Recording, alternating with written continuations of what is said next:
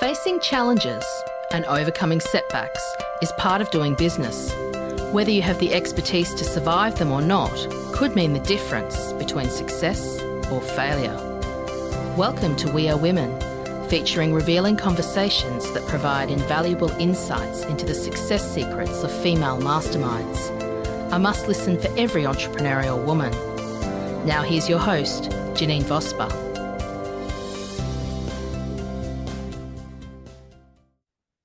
Good morning and welcome to this episode of the We Are Women podcast. I have the fabulous Carmen Sederino with me all the way from cold and freezing Melbourne. No, we were chatting about it beforehand, and for those that listen regularly know that I'm based in Brisbane, and we're freezing up here as well. It's winter here, and I'm not sure when this goes live, but today, as we're doing the interview, it's a cold day. But that's just me getting my little whinge out this morning, because that's what us Queenslanders do. If anything goes under 15 degrees, we really notice it. After my rambles, Carmen, welcome to this show. Thank you, Janine. Now I do have to come back, don't I? Because I am in Melbourne. It is a lot colder. So I think our top is about 13. Our highest temperature today will be 13 degrees. I'm not actually sure what the lowest is, but it's quite icy. I don't think we can compare ourselves to the UK though, can we? They get a lot colder than we do when it's their winter. Yeah, most definitely. I interviewed someone the other day from Toronto, and they were summer and their temperature was colder than what it was here in Brisbane. Oh, wow. Yeah. No good. I think we're getting to 24 today and the sun's out. It's gorgeous. So anyway, yes, I know. Yeah. Anyway, let's get back on the topic. A little bit about Carmen. Carmen is a business and marketing professional with over 2 decades of experience across multinational enterprises. Discovering a love of acting at an early age, she formally trained at Monash University, completing a Bachelor of Performing Arts with honours. Carmen combined her business experience and acting training to found Illuminated Story. Carmen's primary focus is helping professionals empower their potential through speaking with impact in their role. She truly coaches the individual to ensure their message is heard and felt. With her approachable, warm manner and strength-based approach, Carmen's clients often build their skills to a point where they can take on opportunities with confidence and achieve outstanding results. For those listeners that, again, are here regularly, you'll understand why I just really wanted to interview Carmen and have this conversation, because we are on the same page with so much of that, Carmen. And I thought it's always great to have the similar conversation, but also getting things from a different perspective and a different method. So thank you very much for being on. And I'm just reaching out a screen to grab all of those notes. Welcome. No, my pleasure. It's great to be here. And I thought the same thing. When I got the invitation to be on the show and had a look at what you do, I thought, this will be fabulous. We'll be able to talk about lots of things that we no doubt will have in common. And what I love in the intro is talking about that people can take on opportunities and they have that confidence to do so. And I think that's probably, the point that comes from me is just seeing people succeed. Yes. Isn't it interesting the amount of people I'm sure that you talk to as well when they're in, discovery and trying to figure out if they want to put time and effort into working on this skill, that are giving up opportunities because they just don't want to put themselves out there. So they're getting invited to come and speak at industry events and on panels, and potentially even invited or being told that they're being earmarked for future leadership roles. Sometimes they're already in. I spoke to someone who was a CFO recently, and he's being tapped on the shoulder and said, we think you've got the opportunity to be the group CFO. And the response is, I can't take that on. I can't take that opportunity because I can't stand up and be in front of the crowds or the people that I know I'm going to have to be in front of. and confidently be me. It's like they're very good at what they do. They're confident in the one-to-one. They're potentially even confident in small groups. But as soon as the group gets a bit bigger, it's like they can't be themselves up there and be the leader that they already are. So, it's a privilege and absolute pleasure to help people be able to do that in those situations. Most definitely. And as we know, it doesn't matter whether you're talking to 10, 100 or 1,000. It's the same thing. It just, there's more eyes looking back at you, which is what's the terrifying factor. So tell me a little bit more about Carmen and the acting and what got you into doing this. Were you always that child that was, running around, putting on little shows and doing things like that? Do you know what? I was, but I do have to say that I was also very shy. So I was a contradiction. I definitely was making up dances in the lounge room with my girlfriends when we were, little, and my parents had to watch our shows over and over again. And the Christmas concerts happened, and I was the organizer of all the kids at the Christmas gathering and the cousins that you don't see very often. It's like, no, you're going to be great. Let's do these Christmas carols, and we're going to perform for everybody. So I did do that, but I was in a local theatre company when I was quite young, in grade 2, I think about 8 years old, and the company put a show on for the school that I went to. So I was out of school that day performing on stage for the school. And I'll always remember my parents said that the teachers afterwards said to them, I cannot believe that's Carmen. She's the quietest kid in the classroom. She'll do her work, she'll listen, and she just doesn't want to be center of attention.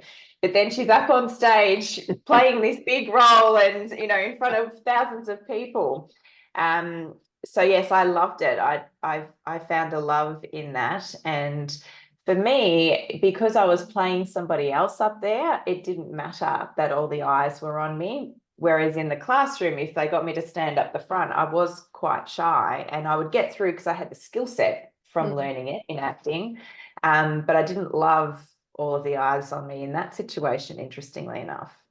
Yeah, that is interesting, but that it's not actually surprising. I hear it. I've read a lot of biographies from actors, and they're very much in that same space. It's if they can put on a show, put on somebody else's suit, then they have no trouble performing. Yes, exactly. I've heard the same thing from actors that are interviewed, and it's interesting as well because you'll see some actors being interviewed who are obviously deep introverts, and they're not comfortable in that interview situation. But put them in front of the camera as a character, or put them on stage, and they're absolutely brilliant. So yeah, it is interesting, isn't it? It's interesting that they don't step into a character in an interview situation, isn't it? I'm thinking of Harrison Ford. That was the first person that popped in my mind when you were talking about that. And I've seen him, people try to interview him over the years, and he's awful. It's got one syllable answers. And you wonder whether it's nerves or he's just being difficult, or you'd think then if it is nerves, why not put themselves into it and imagine that they are. Yeah, you're right. I agree. I remember when I hit the workplace, and I'd been in this large multinational company for a couple of years and then got promoted into a state role where, again, I was going to have to be at the front of the room delivering classroom training at the time. And I remember the first time I was put out, and the lady I was with was like, you just do this part because, you'll be fine. Just say whatever. And I was mortified because I didn't know what I was supposed to be saying. And I didn't do a great job, let's just say. I did all of the things that my clients talk to me about, where the voice kind of breaks up, and the audience definitely could have told that I was very, very nervous and not particularly confident. And so for me, in that instance, I didn't know what I was supposed to be saying, which is never ideal. People come to me and say, I'm fine as long as I know my content. I'm like, well, you shouldn't be fine if you don't know your content, because if you don't know what you want to say, then that's really challenging, or if you don't know about the topic that you're supposed to be an expert in, then you should be nervous. Yeah. So for me, it was about making sure I was very clear on what I wanted to get across. But then using all of the skills that I had learnt in acting to be more confident in those situations and to be able to be me up the front and still show that confidence. And as I said in the beginning, it's like being the person you actually are when no one's watching. So being that confident person that you are in those small meetings and those one-on-ones, but in that larger group scenario. Yeah, So I guess I it's love kind that. of like putting on, a I love persona. that statement, being the person that you naturally are. You know, that is such important. We come from different spaces. I was always in sports. I was never the dancey kid or the acting kid, but I was always the one that was over talkative in class. So I was the opposite to you, you know, the disruptive, but it was fine. I got good marks because I just annoyed others. And That's good. and part of that for me, I have opinions on lots of different topics, as we do, and I tend to share them. So that's such a different space to, isn't it? And one of the things I love impromptu speaking. If someone said, "Hey, I've turned up to watch an event," and someone says, and I mean, I've got the skill base now and the knowledge and the content and everything. But said, "Oh, I need someone to talk on this random topic for 45 minutes and engage people doing so." And I'd be, yeah, sure. You'd be hands up. Yeah, I know. Love that. I'm a contradiction when it comes to that with most people. Well, that's a good skill to have, and it's one that I actually do make my clients do when they come in. I do impromptu sessions with them and say, "All right, so you're going to talk about this, but it could be talking about a stapler." And I don't make them talk for 45 minutes. So I would love to see you do an impromptu for 45 minutes. That's very impressive. You'd have to keep them entertained. I have done them from up to 10 minutes in different groups where, and they've given me random topics and they have to combine 3 random topics together as a challenge. Okay. Yeah. See, I see that as like theatre sport. I used to do that, in university. And what's the word? It's theatre sport. Yeah, so you have to make up a play basically on the spot, and everyone's ad-libbing and impromptu, and it is fun and it is a challenge. And I think it's good to put yourselves in those sorts of scenarios in a practice, I would say, for the type of clients I see. I would not make them do it in front of their people or in front of the market, but in a practice scenario, it's a great muscle to build, isn't it? To be able to do that, so that, and it happens, in business, you're asked, you say, "Hey, can you come into this meeting in 5 minutes and just give an update on X, Y, Z?" And you've got to be able to respond in those moments and come across as the expert you are. So yeah, it's definitely a great skill to build. And I don't know about you, but I find a lot of clients come to me and say, when I go to speak on my feet, my brain goes blank. I don't know what I'm going to say. Yeah. Yes. So I totally agree. It's a great muscle too, and I get them to do a fair bit of impromptu speaking when we're doing training as well, because it's such an important aspect. And I've got someone I'm working with at the moment who really struggles with general conversation. Yes. Okay. So being able to engage just in meetings and no, it wasn't even networking, just social conversation. And, okay. Yeah, with friends. It is, and he's traveling at the moment. And my suggestion was, have a list of questions, because if you are a listener, that's fine. But there's nothing worse than a listener who doesn't contribute. Think of some questions you might ask, and then at least people will think you're interested in them. Yes. But yeah, it's a big struggle for him, and he's lost out on major. He's a resident specialist and missed out on becoming a specialist because of not being able to communicate. So it's really important, isn't it, to be able to communicate well with.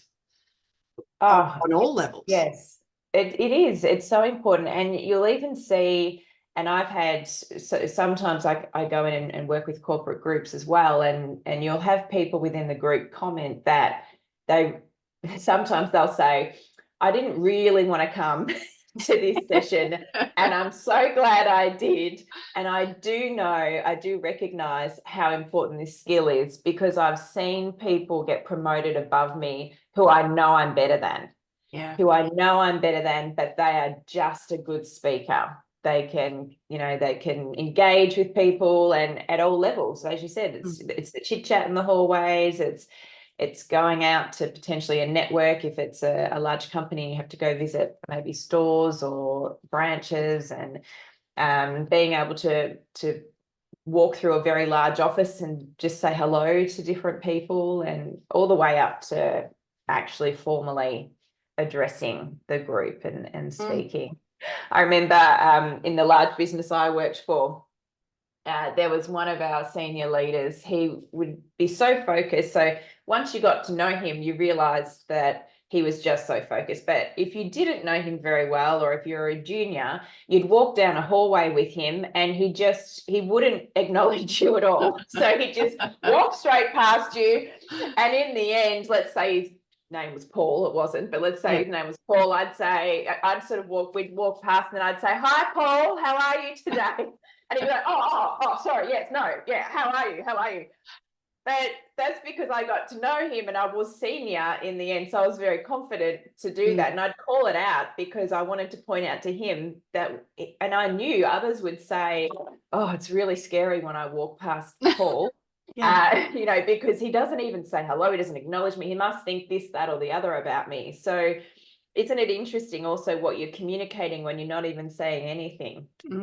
Yeah, and that is incredible, but it's also people's perception. So this is something I find really interesting when you're working with up and coming speakers, is they'll focus on that one person in the audience who was a Paul, who was probably paying attention, but they didn't acknowledge, rather than the other 10 that are nodding and engaged, that they'll just be, I'm focused on that one person. Yeah. Yes, they absolutely do. And I normally respond with some of my stories, because I've had, and I'm sure you have had those people in your audiences when you're speaking as well. There was this one man in a group that I was talking to, and he was looking at me like this, like from the front of the room. So for those that are just listening and not watching the video, I'm not very good for radio, am I? Carmen's got a head on the side, and Carmen's a very attractive lady. It's not a very attractive look that you gave then, Carmen. It was pretty aggressive. It was teeth showing. A screwed up face. He looked a mixture of confused and a bit angry with me. And so I had one of those sort of out of body experiences where you keep talking and you're saying all the things you're supposed to be saying, but in my brain I'm thinking, what am I saying that is causing that face? Even though the rest of the room all looked fine. Yeah. And it was a full day session, so there was a break at one point, and in the break I had the opportunity to go and speak to him, and I said, oh, hi, how are you going? How are you finding the session today?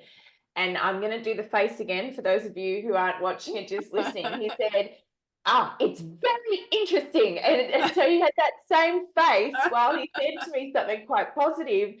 And then I realized that was his concentration face. Yeah. But my initial reaction was that I was doing something really terribly wrong for that face to be happening. And so you're absolutely right. And look, sometimes that person maybe isn't that interested in what you're saying, but if you've got 90% of the room, then you need to not let that put you off, and continue to give. I call it, when you're up there, you're giving something to the people in the room. So keep giving to the people that want to be there and are listening. Yeah, that's a great point, is to keep giving. I remember one of my clients telling me that she had put together this session and there were some leaders of the business in it, and it was a training of what they and ideas for what they were moving forward on. Mhm. And there was one of the senior managers in the front row fell asleep. Now, I've had people fall asleep also, and you're nodding too, so it happens. Different things happen. And the what she said, you know, so she's just focused on this guy falling asleep the whole time. And then when she'd finished, he came up to her and he said, "Oh, look, I'm really do apologize. I've got a brand new baby in the house and I am just falling asleep everywhere. What I heard is brilliant. I want you to come and deliver it to my team." Amazing. And Yeah. And and isn't all that- she had thought yeah. about was he was falling asleep. Yes. You just don't know what's underneath. It's like that iceberg image, isn't it? You know, you only see the tip of the iceberg. And I had a lady once, because she could tell I was trying all my tricks to get her in.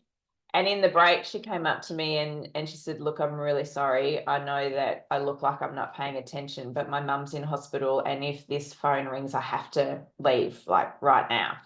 And I was like, "Oh my goodness, you know, no problem." So you just don't know what's going on for someone, do you? No. And we make it about ourselves straight away. It's like, what am I doing? What's wrong here? But it's actually not about us. It's not about you. It's about whatever's going on for that person that you just don't know about. And that leads into such an important factor. It's about the audience. So get over yourself. I ran a workshop recently. It was very much focused on getting what's the message to the audience. And I gave them really weird topics, and I chose one as a demonstration. It was about how bees are disappearing, but I gave them really weird topics that was not on their usual thing. And to work with what would be the audience, that audience needing that information for why would they be bothered listening? And I bet you find this all the time. People focus so much on content that they forget about, hang on, look at, especially if you're working with professionals. I'm the expert in the room. Let me show you how smart I am. And that's nothing wrong. It's just everyone I find does that rather than going, here's the audience. This is what the audience needs to hear. Yes, I find myself saying a lot. I say, "Okay, that's really interesting. And so do you think they need to know that?" There's a lot of, "Do you think they need to know that? Do you think they need to?" So for this, you said this was the purpose though. Do you think they need to know that? Yeah. Oh, probably not. No, they don't. That's a great question, and I'm going to steal it. I'm sorry about that. No, you use it. Definitely. That's such an important aspect. It's Yeah. about the audience. It's not about you. It is, and it can make the difference between a great speech or presentation and an okay one or an average one. So what I normally use, the analogy I'll say to my clients, okay, so because I make them do a lot of pre-work about the audience and a lot of thinking and answering a lot of questions, and I'll say to them, "I know this is boring and it seems simple, but this is like one of those 1%ers that's going to separate you from other people. Because if you were a pilot flying a plane and you just flew 1 degree off course for the period of time that you were flying, you'd land in a very different spot to where you were supposed to, weren't you?" Yes. Okay, well, that's the same with this. If you don't consider your audience the whole time you're creating your content, then you might just land just slightly off course. It's not going to hit them, and it's not going to make them feel what you want them to feel. And therefore you might be okay still, but you're not going to be great. That, yes, we're so much on that same page with that. Because it is. It's, why would you even be in the room doing what you're doing if it's not about the purpose and the message that you want to get across? Yeah. What you want people to take away. Exactly. Sometimes your key points might not change that much. I remember I had a man years ago he was very senior in a packaging company. And so he was asked to speak at industry events on recycling and plastics and packaging. And then he was also asked to speak at primary schools. And when he came to me, he's like, "So I just need you to help me to build the one talk, and I'm going to do it at both." I was like, "Oh, wow, okay." I said, "Oh, do you think primary school kids and business professionals understand the same terminology?" "Oh, probably not." "Okay. Do you think they've got the same interests?" "No." "Okay. All right." So I said, your key points might be quite similar. They might not even change, but the way you're going to deliver this and how you're going to bring it to life should change significantly for you to spark the interest of those two different groups. I said, so which one do you want to work on first? And he chose the primary school kids, which was great because we had so much fun trying to make it interesting and fun for them. Yeah. And then he straight away could see through how we brought that to life and the storytelling and the ways you explain things. And, you know, we could pick on the parents in that type of talk as well and say, you're probably better at recycling than your parents, aren't you? You know, and he lit them up and they were laughing and they were engaged and they remembered his message. If he had have done the business conference version, you can imagine, can't you? It's it reminds me. I went on one of my son's school camps when he was in grade 5, and it was on an island off Moreton Bay, and it rained the whole week, and so we had to find different things to entertain. I was teaching aerobics at the time, and I had taken some music with me, and we did Susie the Sausage multiple times with all the actions and dancing and everything, but it was right for that audience. You know, I would not use that in my normal presentations. I would like to see you do Susie the Sausage in a serious business. It would be, I think that would be interesting. But what that leads into, both of us have probably told half a dozen stories already. Yes. And it's the relevance of those stories that is important, isn't it? You know, yes. People find stories interesting and they remember the stories. They remember them. That's right. I know. And most professionals now know that storytelling is important. They're like, yep, got to do storytelling. And then they'll think, I'm not a very good storyteller. And you'll say, you will have thousands of stories from your lifetime that you could tell that are great stories, I'm quite sure. It's about picking the story, as you said, that's relevant to the point you want to make. Because I'm sure you've seen on the flip side, some speakers or professionals who actually love it. Like you said, you know, you loved being up in front of others, and there's definitely lots of people like that too. And they'll tell 1,000 stories, but it's not actually helping their point. What was that about? Or they don't finish your story. No, but you're right. Stories really stick because they help engage both sides of our brain, and the person that's listening gets to make it their own, don't they? They hear it through their own lens and see their own characters and create their own world while you're feeding the words into their brain. So it builds up that connection and that rapport with people. Go, oh, yeah, that's just like me. And that's really what you want to be able to create with a story. I was working with a client recently, and very much a C or a D in the DISC profiling. They had to go and, well, they didn't have to. They were going to the US to build rapport and build connection with possibility of a, you know, huge business opportunity. Amazing. And it was, we've got the prospectus, we've got all the data, we've got everything. Have they seen that yet? Yeah, they've seen that. Okay, now it's up to you. And it was really interesting working with her and that's what I love, that part of it. I haven't got any stories. Well, let's just chat for a while, and there's stories where how the family business started and growing up on the islands, and you know, it was amazing. Yes. Yeah. And I love there was a lady I worked with years ago. She was amazing. So she'd found herself in the managing director's role. And when she rang me, she'd walked out of a meeting that had about 40 people in the room because she just didn't want to speak in front of everybody. And we got working together for a while, and she was one of those. She's a trained engineer, so that was her background. So I would say definitely that CD side of the wheel if we're looking at DISC. And she didn't think she had stories either. And she told this beautiful story about when she used to be rowing, and how she rowed out, and she thought she was going to beat all of the men and, you know, show them. And then she ended up like pretty much in the dark, out in the sea, because she'd lost her way, and how she had to find her way and get back in. And it was very relevant to her message, because it was all about leading her team, and it was during the COVID time, so it was very, very challenging. And she wanted to show them that even though you can get lost in the dark, you can row yourself back in, and you can find yourself again. And she would be telling the story, and some of the other members in our group were listening, and she'd say, "Oh, is it any good? Like, I'm just not very good at storytelling." And the group were like, "Yes," like they were riveted. They were right in with her. So yeah, it is interesting what people just think, oh, that's just an irrelevant story about when I was younger or something that happened to me. They're not going to want to know that.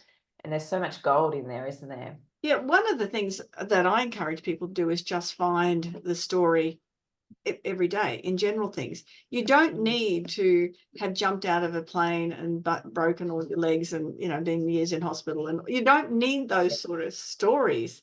They're brilliant, and if you can deliver them well, and I've heard them deliver very similar story to that delivered very badly, and it could have been amazing. But there's just little things that happen on a daily basis that we don't recognize, or how can you build that out? And we have in the freeway here, and driving to a networking meeting, sometimes it might be heavy traffic, and other times it might flow a bit easier. I've turned up and used that then as part of my pitch, depending on what's happening. I was driving here today, and it was just bumper to bumper to bumper to bumper, and things keep stopping. And this is what I find when people are starting out in business in particular. They just keep hitting one little thing, challenge after another, and it feels like they're not getting anywhere. It's like that is, you can pull it from anywhere. It's just got to be looking for it. Yes.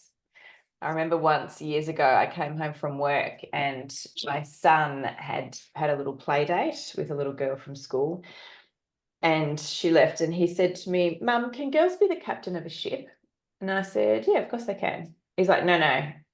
Can girls really be the captain of a ship?" And I was like, "Yes, girls can really be the captain of a ship." And he's like, "No, seriously, like, are you sure? Can girls really be the captain of a ship?" And I said, "Yes. Why were you two arguing over who could be the captain? Why would you think that girls can't be the captain of a ship?" And he's like, "Well, there's no books with any girls as the captain. They're boys." And so that story I have used now on International Women's Day speeches, because it blew me away at the time that he would even question that girls could do anything. But then I thought, but it was such an innocent comment as well. It was such an innocent, but it was just a fact. It was like, but they're not there. Like, so isn't it a boy thing? And yeah, I've used that, and you can just let those moments and stories fly by you and not realize how significant they can be. But it's been a brilliant story to use in some of the speeches I've made. No, I can imagine, and you can adapt it to that audience. And that's the thing again, coming back to the audience. What does the audience need to learn from this story? Yes, there's quite a few different things you can pull out of that one. And you're right, you've got to shift it depending on who you're talking to. Yes, the problem is that there are no books. Is one way to go, and this is what we come to believe, that girls are princesses and boys are captains of ships. Yeah, it's interesting, isn't it? And then, yes, if you're talking to a group of women about the imposter syndrome, this is what I do. It's true. Well, I've stood up in front of women and said, so if you're thinking about not standing up and not having a voice, then that's where you're going to stay. Like, because that example as well is that if you're not seen, if for him, he couldn't see women as the captains or hadn't seen them, so it wasn't true. So if you can't stand up and be a leader as a woman, and we're not seeing that, then there's going to be less belief that it can be true as well. So yeah, there's many lessons and messages that can be pulled out of that story. And the point is, what we're talking about is hearing things or seeing things that then can be adapted. One of the Yes. things that I've got so much better at is hearing people's stories. When people will say the words, I run a retreat each year. It's a branding retreat. And I work with a stylist and a photographer, and I help people pull their story. And we put a story brand book together. Oh, beautiful. Yeah, it is. It's always in the tropics in winter. So it's Lovely. yeah. Sounds good as a Melbourne person. But what I do is help people put their story together. I give them a formula, and then they do it, and then I edit it. And reading these the stories and going, well, what was the point of me telling you that? Well, one of the ladies this year is a lawyer, and she really does well in family law. That's her thing. But it was part of her story was not being able to have children, and so we adapted how that means, why it's so important and why children are so precious to her now. And so you can, there's stuff that we do and we've collected that is really relevant. And that's where it comes to the sales and marketing part that I see as also is, wow, that is so strong a point to make. And so how are you standing out as someone different if you are, a lawyer who recognizes how precious children are? And that's family law, that's their priority. It's there's stuff there. It's just that you've got to be it's hearing yourself, really. Yes. And it's usually everyone's own words. You're saying it, I just hear it. And you don't recognize the power in it. Yeah, absolutely. I was working with a client recently. He runs a big building company, and they specialize now in like retirement homes and senior living communities. And the same thing, he was talking to me, and I'm like, so why did you decide to do that? Because I used to do high-end residential homes. And he said, we just, once we got into the space, we realized how special it was, because it can be, what do you say? It can be the first time they're moving into a newly renovated space and the last home they'll ever live in. I was like, oh, wow. And he was telling the story about the moment when they realized how special it was. And I said, this has got to be part of your pitch. Like it wasn't in it, like it was all about KPIs and dollars and, this, that, the other. I'm like, this is really important, because the reason why you've built such a successful business is because you actually care about the people that you're building them for. And this is absolutely part of your story. So you're right. And sometimes it takes someone else to hear it, doesn't it, for you to realize how special it is, and then have the confidence to use it in an effective way. Yeah, because that's just what it is. I mean, that's no big deal. It's just just what we did. Yeah. That's right. Exactly. And coming back to that, the glass ceiling, and I love that story that leads into that. But that success for women and it's that confidence that we started to talk about earlier and it's just that belief that someone's going to listen to me and what I've got to say is worthwhile. Yes. Yeah. I think in one way, I'm lucky, because the business I grew up in, like I literally started there in my early 20s and then left as I was turning 40. Maybe it was my midlife crisis, and then I started Illuminated Story, my own business. But it was a very male-dominated industry that I was in, and I was one of very few women who had worked up to senior management within the company. And you didn't have a choice but to speak up. And you had to, which is not a great cultural thing. It was a great company to work for, but you had to yell over the top of other people sometimes in meetings, or speak loudly, or just keep talking over the top of somebody else if you wanted to be heard. I remember once a new senior female came in, because often you got promoted from within this company, but a new senior female came in at that level, and we were talking about our values and reassessing them. And she said, do you think that we should make a point of letting more voices be heard in meetings, because there's some quieter people in the room who just don't get an opportunity to contribute because of everyone else that, you know, who's loud. And I remember the senior leader at the time, who was a male, he's like, no, that's ridiculous. It's just a rite of passage. You just got to learn how to do it. Like, this is just how it is, kind of thing. And I actually don't think that would happen as much today. I think we've progressed even since then. But it's interesting, and I don't know why, but for some reason as women, we just tend to hold ourselves back more. We let others speak. We're being polite sometimes when maybe you shouldn't be. Maybe you should jump in and not be polite and put your point of view forward. That's no doubt just as valid as anybody else in the room that's speaking. No, and so that's such a good point. I've just finished watching the 3rd series of Bridgerton. Okay, I haven't seen that. I need to watch that. Yeah. Is it good? Yeah, it's very good. You haven't watched any of it, or just not?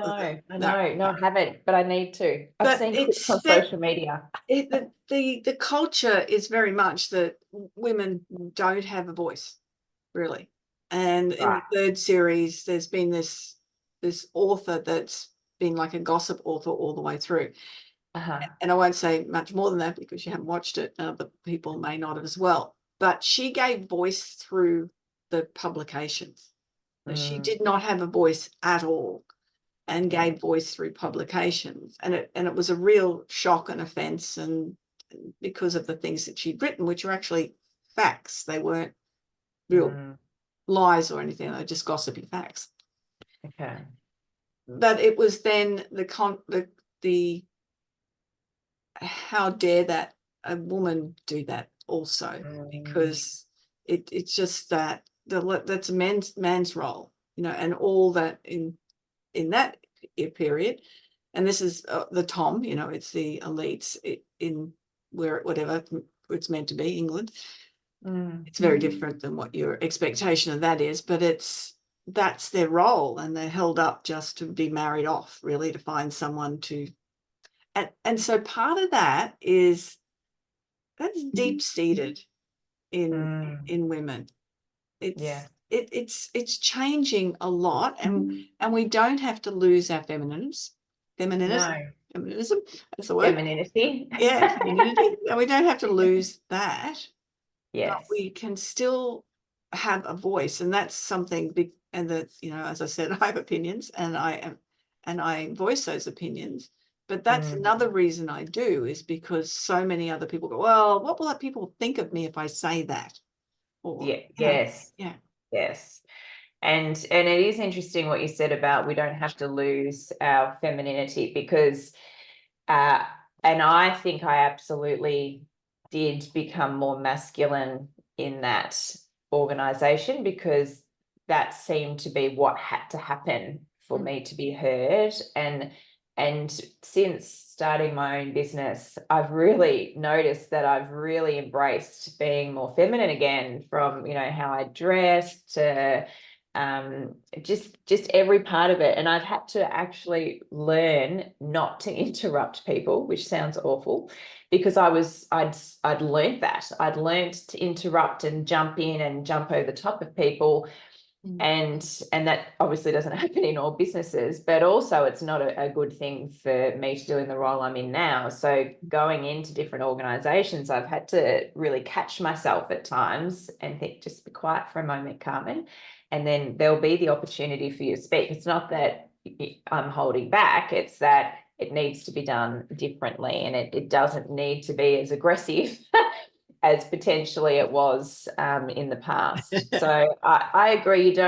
You don't need to become male to be a great leader or be seen as powerful or someone that people want to follow. You absolutely don't need to do that.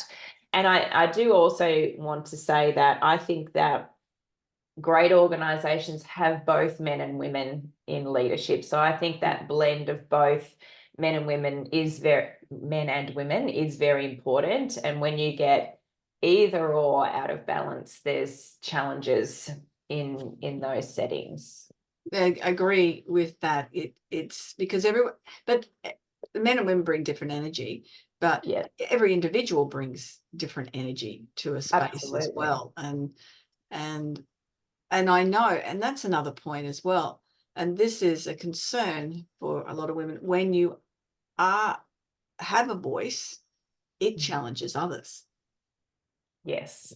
So that's another reason, well, I can't have a voice but it does challenge others, and people who are very secure in themselves, that's not a problem if they see someone with a voice. But if it's someone who's not very secure in themselves, then that often can be a big challenge. Yes, yes. And it's hard when that person's more senior than you as well, if that's happening. One of the best lessons I ever got taught, and it was from my male manager at the time when I was first in a management role running a national team. I was listening to all these different senior leaders that were in operations. I was in marketing at the time. And I went to my boss and I said, oh, I just don't know what to do. Like, this person thinks I should do that. That person thinks I should do this. That one wants this. Like, everyone, I was listening to what everyone wants. And he said, well, it's your call, Carmen. So you get to choose which way you want to go. And not everyone's going to like it. But if you can stand behind it and have good reasoning for whatever you did, then they'll respect it. Mm. And I was like, oh, okay. I've got to get used to the fact that not everyone is going to like what I decide to do, and that's okay, because it can still be the right call for the business, that's what's happening. Yeah, no, yeah, well done for him to do that. Yes. Well done you taking it up. And again, every time you say something, it triggers a story. I'm reading a book at the moment called Hale and Hardy, and Okay. it's about a veterinarian in the Dandenongs, I think that's where he's It's an based. Australian author. Yeah, it is. It's actually the author, the veterinary, it's a GP who moved there, Okay. but it's not, everything's not factual. But he had to Uh-huh. judge the local Tiny Tots beauty contest and all these beauty contests, and he had all these parents abusing him because he had to choose one. You Yeah. can imagine. Absolutely. I know a lot of teachers, so I hear lots of stories of parents ringing saying, my child should have been chosen for the lead role in this, that, or the other, or my child should have. Yes, I think I am a parent as well. So you're the most emotionally attached when you're protecting or thinking about or fighting for your children, and sometimes you've just got to take a little step back. Oh, they're not perfect. Okay. Exactly. I think we could talk for hours and hours Yes. and hours. We have so many war stories to share as well. When we finish up these, we wrap them up with 3 takeaways, Carmen. There's been so many in our conversation, and that's what the beauty of it. Just having a conversation, you don't have to say, necessarily, which we're going to do now. These some takeaways, but you don't have to make points. The points are made in the conversation. Yes, And for the people listening, take away those points. But there's some takeaway points now. Okay, so well, one takeaway, and I actually, as you said, we've had such a good conversation. I need to think back as to whether we've covered these. But if I was to give 3 sort of key nuggets big nuggets of advice, one would be, if you want to be a leader or an expert in your space, then you absolutely need to work on the skill of speaking. And as you would know, Janine, speaking is a skill. It's not something that you're just born with. So if you think, oh, I can't do that, or I could never do that, yes, you can. You can learn how to ride a bike. You can learn how to be a speaker. And just before you go on to the next one, Carmen, just on the reverse of that as well, the amount of times I see speakers who think that they can speak, but they haven't had any training to do so because they talk a lot, and then they blow it for themselves because you don't get asked back if you blow it the first time. That is so true. I've said that to a lot of introverts. I've said, there's a lot of confident people that come in as well who like talking, but what they're doing is not actually getting the outcomes that they want. So, there's still a skill set to learn there. Yeah. So true. Yeah. So the second point was being an introvert doesn't mean that you can't be a great speaker. There we go. So for all the introverts out there, remember that. And I'd just say as a last point that investing in the skill of speaking means so much for you. It gives you the opportunity to be able to convince the board of the direction you want to go in. It can bring in sales if you're in business. It can influence others and help them. You can inspire them to be better themselves in certain ways. And it absolutely lifts your own personal and professional brand. So, you know, both you and I are biased because we love this space and this is what we do. And it inspires me seeing my clients, and I'm sure you'd be the same with your clients, Janine, that I call it, so Illuminated Story came because I wanted to light people up from the inside. So they've already got the brilliance sitting inside them. It's about them being able to shine that out to the world and have other people see that and be inspired by that too. I love that. And that's, you know, imagine if we have a world where people feel like that on a daily basis because they're confident to be able to speak and to share their knowledge, their expertise, their story. It changes the world up, because then where people are so focused on what somebody else is doing wrong, they're just in themselves. And it changes energy. And that it's an amazing way to change the energy of a workplace culture for the individual and, you know, for the greater good of the community, I believe, because the more confident people that are just happy with their own space, the less negative there are also. Yeah. Carmen, how can people get in touch with you? You can go to my website. It's illuminatedstory.com.au, and you'll find me, Carmen Sederino, on Instagram and LinkedIn. In fact, Illuminated Story is on Instagram. I do post on social media quite often, but I wouldn't call myself the social media queen. But you can find both Illuminated Story and Carmen Sederino in those places. Excellent. And also the details will be on the show notes, so people will be able to find them.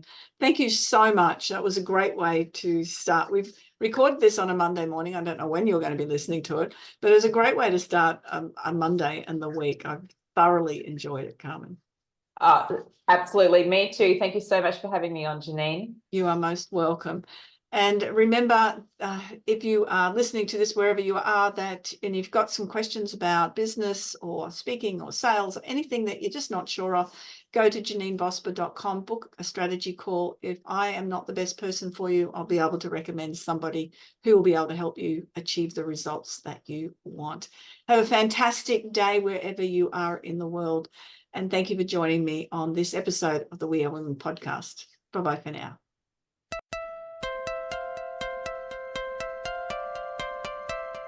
So, do you feel stuck in a rut in business? Visit speechperfect.com.au and download Janine's free ebook to avoid the 5 most common stumbling blocks women face in business. It's jam-packed full of tips to overcome the barriers that could be holding you back from the success that you dream your business will be. We would love you to leave a review of today's episode and share this podcast with other women in need of entrepreneurial inspiration. Subscribe to the next episode now and join the We Are Women community.